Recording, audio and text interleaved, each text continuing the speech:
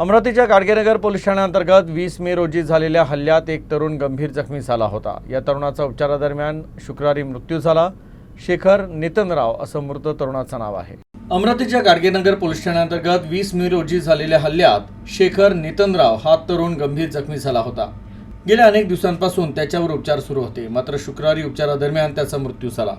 तरुणाच्या मृत्यूनंतर संतप्त नातेवाईकांनी मृतदेह थेट पोलीस आयुक्तालयात आणून आरोपींना तत्काळ अटक करण्याची मागणी केली, तर पोलिसांनी या प्रकरणात योग्य आणि तत्पर कारवाई केली नाही असा आरोप नातेवाईकांनी केला आहे। तर जोपर्यंत आरोपींना अटक होत नाही तोपर्यंत मृतदेह ताब्यात घेणार नाही अशी भूमिका त्यांनी घेतली होती। या आंदोलनामुळे पोलीस आयुक्तालय परिसरात काही वेळ तणावाचं वातावरण निर्माण झालं होतं। प्रशासनाला एवढीच विनंती आहे की माझ्या पोरावर अत्याचार झालेला आहे।